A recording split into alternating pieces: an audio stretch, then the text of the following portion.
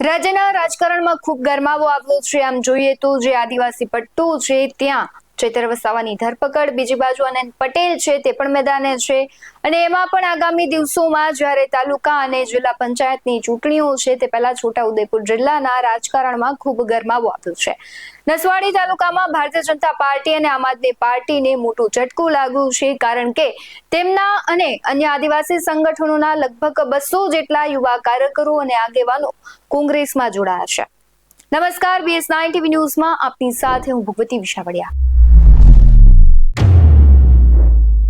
વર્ષોથી ભાજપ સાથે જોડાયેલા જીતેન્દ્ર ભીલ આદિવાસી સમાજની સમસ્યાઓ અને રજૂઆતને સતત અવગણના થતી હોવાથી તેમણે અને તેમના પરિવારે ભાજપ છોડી કોંગ્રેસમાં જોડાવાનો નિર્ણય કર્યો છે। તેમણે કહ્યું છે કે આખું પરિવાર અમારું ભાજપમાં હતું, પરંતુ ભાજપથી થાકીને હવે અમે કોંગ્રેસમાં જોડાયા છે।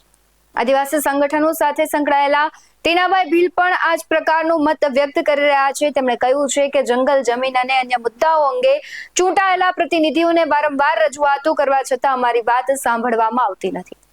આ પ્રશ્ન માત્ર આ લોકોનું જ નથી, ભારતીય જનતા પાર્ટીના ધારાસભ્ય હોય કે કાર્યકર્તા હોય તે પણ હવે અધિકારીઓથી થાકી ગયા છે। તે ઘણી વખત અવારનવાર રજૂઆતો કરે છે, જાહેરમાં કહે છે કે અમારું કોઈ સાંભળતું નથી। નોંધનીય બાબત છે કે ભાજપ છોડી કોંગ્રેસમાં જોડાનારાઓમાં સંખેડાના ભાજપના જ ધારાસભ્યના ગામની નજીકના લોકોનો પણ સમાવેશ થાય છે, જે સ્થાનિક સ્તરે પક્ષ માટે ખૂબ મોટો ચિંતાનો વિષય બન્યો છે। નસવાડીના જૂથ ગ્રામ પંચાયતના હોલમાં આયોજિત કોંગ્રેસના સંમેલનમાં કાર્યક્રમનું જે સ્વાગત કરવામાં આવ્યું હતું અને આ પ્રસંગે કોંગ્રેસે એક નવો ખેસ પણ લોન્ચ કર્યો, જે પહેરાવીને યુવાનોને પક્ષમાં આવકારવામાં આવ્યા। વાસંદાના ધારાસભ્ય આનંદ પટેલે આગામી તાલુકા અને જિલ્લા પંચાયતની ચૂંટણીઓમાં ભાજપ સામે મજબૂતીથી લડવા અને યુવાનોને પ્રોત્સાહિત કર્યા હતા। સમગ્ર ઘટનામાં આનંદ પટેલ, જીતેન્દ્ર ભીલ અને ટીનાભાઈ ભીલ શું કહી રહ્યા છે તેના પર નજર કરીએ। જિલ્લા કોંગ્રેસ સમિતિ આયોજિત આજના કાર્યક્રમમાં નસવાડી ખાતે ભાજપના ભાજપના ધારાસભ્ય અહીંથી 2 કિલોમીટર દૂરના અંતરે છે એ ગામમાં 200 કરતાં વધારે કોંગ્રેસમાં કાર્યકર્તાઓ જોડાયા। તમામ કાર્યકર્તાઓ જુઝારૂ છે, તાકાતવાળા કાર્યકર્તાઓ છે અને હજુ અમને ખાતરી છે કે આવનારા દિવસમાં હજુ વધારે કોંગ્રેસ નસવાડી તાલુકામાં અને છોટાઉદેપુર જિલ્લામાં મજબૂત થશે। તૈયારી હંમેશના માટે કોંગ્રેસની હોય છે અને હવે પછી આવનારું ઇલેક્શન જિલ્લા અને તાલુકાનું છે, એટલે જિલ્લા અને તાલુકા માટેની પણ આ તૈયારી હોઈ શકે છે અને અમે નવા કાર્યકર્તાઓને એટલા માટે જોડી રહ્યા છે કે નવા કાર્યકર્તા નવું લોહી સાથે બમણા જોરથી અહીંના જિલ્લા કોંગ્રેસ સમિતિના પ્રમુખને તાકાત આપશે અને પ્રેરક બળ ઉપસ્થિત કરશે। છોટાઉદેપુર જિલ્લા કોંગ્રેસ સમિતિનો આજે નસવાડી ખાતે કાર્યક્રમ કરવામાં આવ્યો, જેમાં ભાજપમાંથી ઘણા બધા યુવાનો કોંગ્રેસમાં જોડાયા અને કોંગ્રેસના નવનિયુક્ત પ્રમુખ શશિકાંતભાઈનો હાથ મજબૂત કરશે।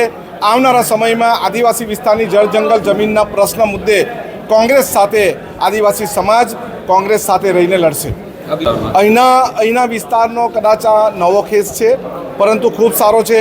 અહીંના આદિવાસી સમાજનો ખેસ હોય એવું લાગે છે। જય આદિવાસી, મારું નામ જીતેન્દ્રભાઈ ભીલ, હું ભાજપની અંદર કારોબારી સભ્ય તરીકે કામ કરતો હતો અને સક્રિય કાર્યકર્તા હતો અને અમને જે નાના કાર્યકર્તા છે એમને ઘેંટા બકરોની પેટ રાખે છે, એ લોકો કોઈ જાતનું કંઈ પૂછવામાં આવતું નથી અને અમારી વિરોધની અંદર જ બધું કાર્ય કરવામાં આવે છે। હવે ભાજપ છોડી અને કોંગ્રેસમાં જોઈન થયા છે। બિન રાજકીય સંગઠનની અંદર કામ કર્યું છે અને આદિવાસીના હક અધિકાર માટે લડ્યા અને જે પણ અમારી લડાઈ હતી એ સમગ્ર સમાજ માટે હતી અને સમાજના દીકરા તરીકે અમે પાર્ટીમાં જોઈન કર્યા છે, તો એ સમાજના દીકરા તરીકે અમે સમાજની લડત લડીશું, કેમ કે અમને રાહુલ ગાંધીના જે વિચારો છે, રાહુલ ગાંધીની જે આદિવાસી પ્રત્યેની જે વિચારો છે, જળ જંગલ જમીનના અધિકારો છે અને મોટા મોટા પ્રોજેક્ટો આવે છે એની સામે જે લડત આપે છે, તો એનાથી પ્રેરિત થઈને અમે સમગ્ર આખી ટીમે કોંગ્રેસ પાર્ટીની અંદર જોઈનિંગ કર્યું છું। આ ઘટનાક્રમથી નસવાડી તાલુકા ભાજપમાં છે તે હડકંપ મચી ગયો છે।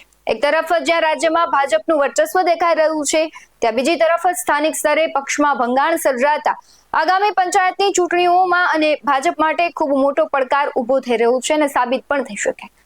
રાજકીય વિશ્લેષકોનું માનવું છે કે છોટાઉદેપુર જિલ્લામાં ભાજપના સંગઠનની નબળી કામગીરી આ સ્થિતિ માટે જવાબદાર હોઈ શકે અને તેની સીધી અસર ચૂંટણી પરિણામો પર જોવા મળી શકે છે। ત્યારે આગામી દિવસોમાં હજુ પણ વધુ કાર્યકરો ભાજપ છોડી શકે તેવી શક્યતાઓ સેવાઈ રહી છે। તમને શું લાગી રહ્યું છે કમેન્ટ બોક્સમાં જરૂરથી જણાવજો। આવા જ વધુ અહેવાલો સાથે ફરી મળતા રહીશું. તમે અમારી યુટ્યુબ ચેનલને સબસ્ક્રાઇબ કરવાનું, અમને ફેસબુક અને ઇન્સ્ટાગ્રામ પર ફોલો કરવાનું ભૂલશો નહીં.